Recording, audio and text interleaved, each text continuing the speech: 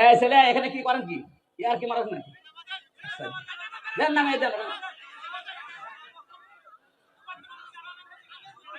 এখান থেকে যান দাঁড়ান যান আবার দাঁড়িয়ে আছে কোন কারণে যান এখানে যান কথা বলা যাবে না কি কঠিন ভয়ঙ্কর পরিস্থিতি শুনলে আপনাদের ভয় লাগে আর আমরা নিজে ফ্রেশ হয়েছিলাম মাত্র 10 দিন আমি তাই পাগল হয়ে গেছি আর একটা মানুষ 14 বছর আছে আর আপনি এখন এই সমস্ত জিনিসের সাথে যারা জড়িত ছিল ওরা যদি বলে আস্তাগফিরুল্লাহ আপনি কি আল্লাহর কাছে দোষ করেছেন আপনি দোষ করেছেন যার কাছে এরকম বহু মানুষ এই 15 বছর আপনার কারণে ব্যবসা করতে পারে নাই হ্যাঁ কথা বলেন না কেন এই 15টা বছর আপনি চাঁদাবাজি করেছেন তার অর্থনীতি নষ্ট করে দিয়েছেন বহু মানুষকে 15 বছর তার জায়গা মতো উঠতে দেননি এটা বানিয়ে বললাম বহু মানুষ উপরের চেয়ারে ওঠার কথা ছিল আপনি এই 15 বছরে তাকে উঠতে দেননি আজকে চরিত্রবান মানুষ চাচ্ছে চরিত্রবান মানুষ দেন আমি বিভিন্ন জায়গায় বসাবো আজ আমরা দিতে পারছি না কারণ 15.5 বছরে চরিত্রবান মানুষ যেখানে উঠবে ওই চেয়ার গুলোকে চরিত্রহীন মানুষ দিয়ে ভর্তি করে দিয়েছিলেন মানুষগুলোকে তো উঠতে দেননি তেরা জায়গা মতো যাবে কি করে এদের যে বিশাল ক্ষতি করে দিলেন 15.5 বছরে এখন কাবার গিলাফ ধরেও যদি বলেন আস্তাগফিরুল্লাহ জীবনও মাফ হবে না মাফ হওয়ার একটা পদ্ধতি আছে যে মানুষগুলোর ক্ষতি করে দিলেন জীবনের এদের এই জীবনের ক্ষতিপূরণ দেওয়া লাগবে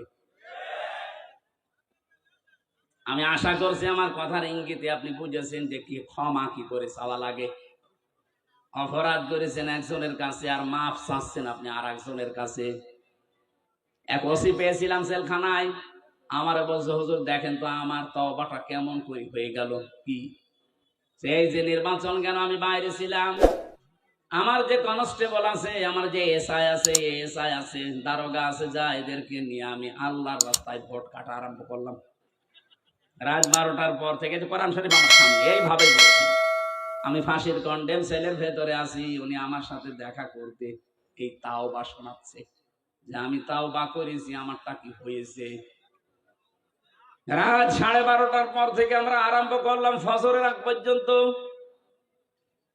আল্লাহর নামে ভোট কাটতে কাটতে ফজরের আজান দিয়ে দিল সব কমপ্লিট করে বাক্স জায়গা মতো পাঠিয়ে দিলাম এবার গোসল করলাম ওযু করলাম 2 রাকাত নফল নামাজ পড়ে বললাম আস্তাগফিরুল্লাহ হুজুর আমার এই তাওবা হয়েছে না আপনি তো আল্লাহর কাছে দোষ করেননি আপনি দোষ করেছেন হামজার কাছে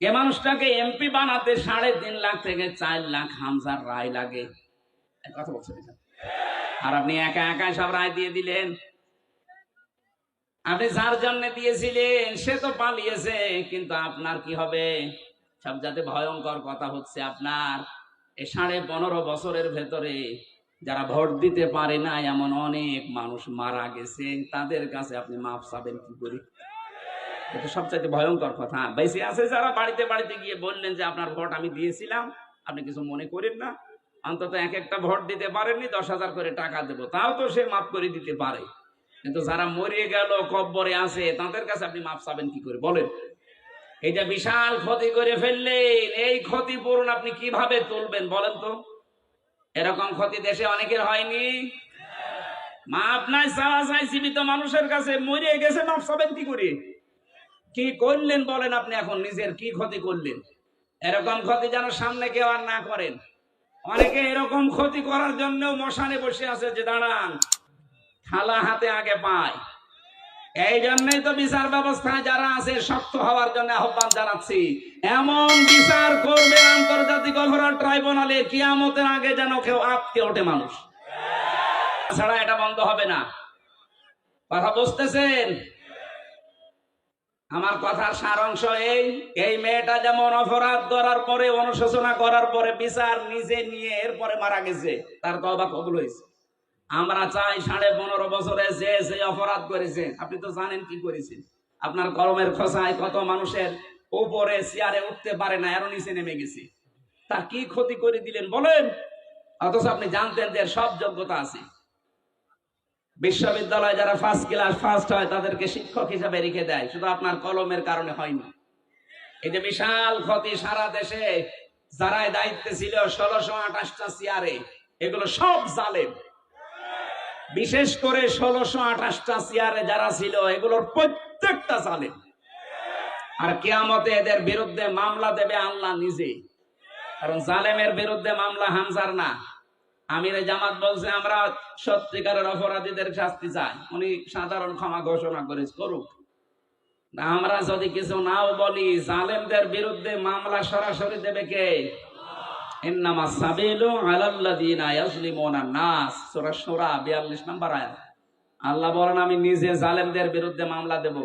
এই কথাটা কত ভয়ঙ্কর টের পাচ্ছেন? যিনি বিচারপতি তিনি মামলার বাদী। এই জন্য আপনার জন্য আফসোস করা ছাড়া আমাদের আর কিছু করার নেই।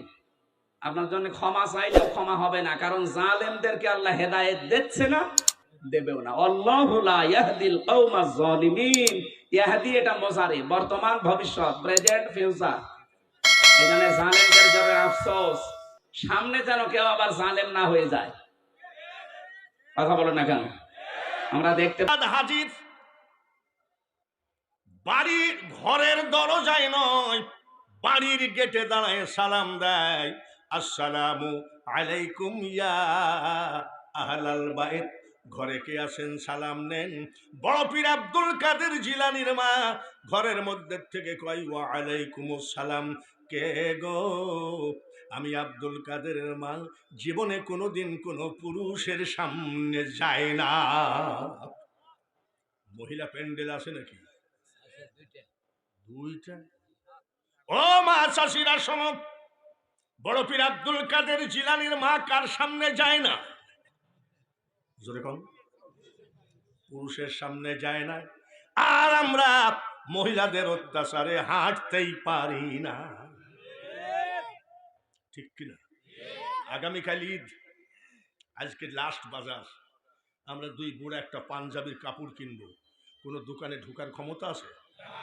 কাদের অত্যাচারে? মাসাসিরা বেজার হয় না। যেদিন তোমার ডাক পড়িবে ওই কবর মাঝে শুইতে, জোগাড় কিছু করছো মাগো তার মাঝে বিষাইতে। আমি মেয়েদের শত্রু হয়ে আসছি নাকি? ছেলেকে অলি বানাইতে গেলে আগে মা অলি হওয়া লাগবে, জোরে বলেন ঠিক কিনা? কে আপনি? বলে আমি আপনার ছেলের উস্তাদ। কেন এসেছেন? বলে মা আপনি যে হাফিজি পড়তে দিলেন, আপনার ছেলের তো 18 পারা মুখস্থ। বলে উস্তাদ যে ঠিকই বলেছেন। বলে কোন মাদ্রাসায়? বলে আমার আব্দুল কাদের কোনো মাদ্রাসায় জীবনে যায় না। তাহলে মুখস্থ হলো কি করে? বলে উস্তাদ জি, মহিলারা শুনতেছে নাকি আল্লাহ জানে। 20,000 লোক পুরুষ লোক যদি এক জায়গায় হয়, এক নিরিখে ওয়াজ শুনে, আর 50টা মহিলা হলে কয় ও বউ কোনে ছিলি? এই জন্য বলি মা, এত দূর থেকে বক্তা এনেছো, খবরদার কয়টা কথা শুনে বাড়ি যায় ঘুমাও গা। মনে মনে চিন্তা করো না কোন দিক দিয়ে জীবনটা পরিচালনা করবা। বলে মা মাদ্রাসায় যাই নাই, তাহলে কেমনে মুখস্থ হলো?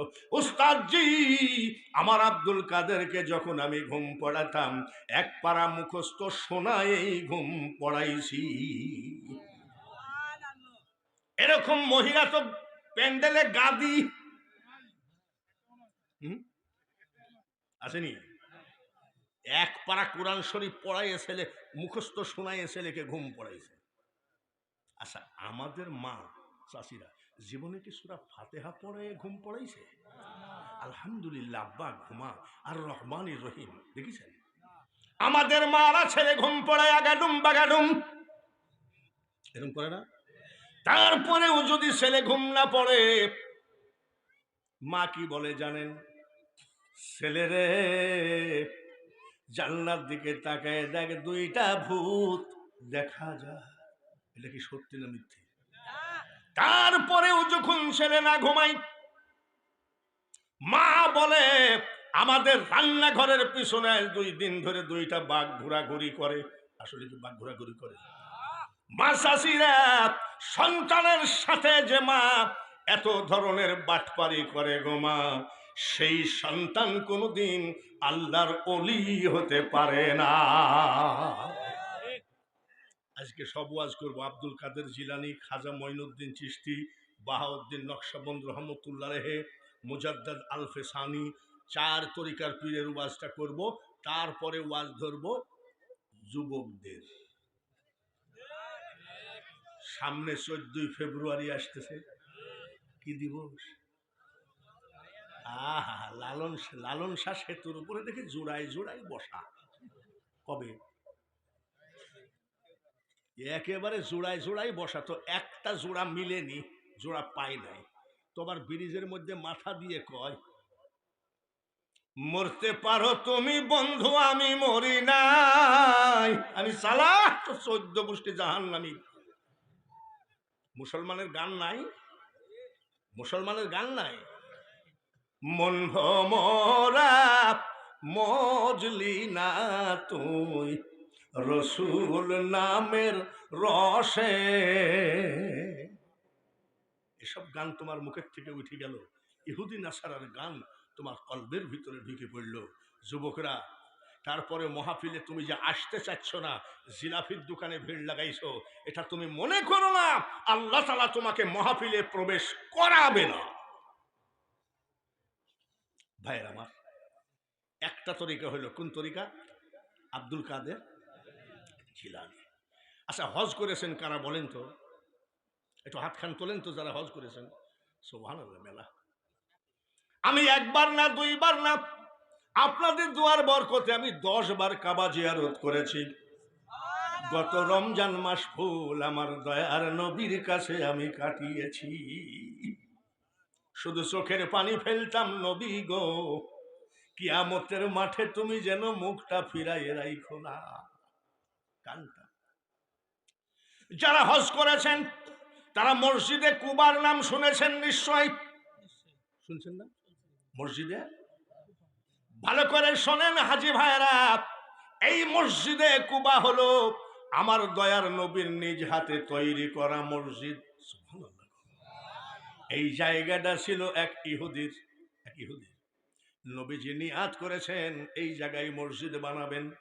ইহুদির কাছে গেছে, ইহুদির কাছে যাই বলছে জমিটার দাম নেবেন কত?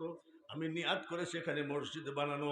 ইহুদি বেয়াদবি ভাষা ব্যবহার করেছে, যান টাকার গরম দেখায় না, যান। নবীজি চলে আসলেন, মুখটা বড় বেজার, চুপ করে বসে আছে, মুখটা বেজার। লোকটা আমাকে ধমক দিল। এমন সময় হযরত ওমর আবু বকর হাজির। ইয়া রাসূলুল্লাহ, নবী গো, দয়ার নবী গো, আপনার মুখটা বেজার দেখছি কেন বলেন তো? ইয়া রাসূলুল্লাহ, আমরা সব জিনিস সহ্য করতে পারি, আমার দয়ার নবীজির মুখ বেজার হোক এটা আমরা মেনে নিতে পারি না। নবীজি বলেন, আবু বকর, ওমর, তাহলে শোনো, ওই জায়গাটায় আমি একটা মসজিদ বানাবো। ইহুদির কাছে গেলাম, ইহুদি আমাকে ধমক দিয়ে বলল টাকার গরম দেখায়েন না। আপনি থাকেন দেখছি। হযরত ওমর, হযরত আবু বকর গেলেন, এই তো জমির দাম লিবি কত? টাকার গরম দেখাইছেন। হযরত আবু বকর ওমর পারলেন না, দৌড়ে এসে কয়, ইয়া রাসূলুল্লাহ, নবী গো, লোকটা একটু তেরা টাইপের আছে। ওনারা ঘরে চলে গেলেন। নবীজি চুপচাপ বসে মুখটা বেজার করে বসে আছেন। তাহলে কি এই জায়গায় মসজিদ তোলা হবে না? আমার নবী নিয়াত করলে সেই নিয়াত আল্লাহ তাআলা পুরা করেন কি করেন না? আর একবার বলেন। এমন সময় হযরত উসমান গনি হাজির। হুজুর, আপনার মুখটা বেজার কেন? বলতে যাই চোখের পানি ঝরে গেছে। বলে, বলেন তো কি হয়েছে? বলে, উসমান, ওই জায়গায় আমি একটা নিয়াত করেছি মসজিদ বানাবো, তো এই লোকটা আবু বকর উমরকেও বলে তাড়াইছে, আমাকেও ধমক দিছে। তাই নাকি? ইয়া রাসূলুল্লাহ, আপনি কি জানেন আমি উসমান ব্যবসা করি? বলে, হ্যাঁ জানি। 1 মাস 20 দিন 25 দিন আমি মুকামে থাকি, মাল কিনে বেড়াই। মুকাম থেকে যখন বাড়ি আসি, খোদার কসম নবী গো, মুকাম থেকে বাড়ি এসে আমি উসমান বাড়িতে যাই না, আমি উসমান বাড়িতে যাই না। সর্বপ্রথম আগে আপনার চেহারা না দেখা পর্যন্ত আমি উসমান ঘরে যাই না।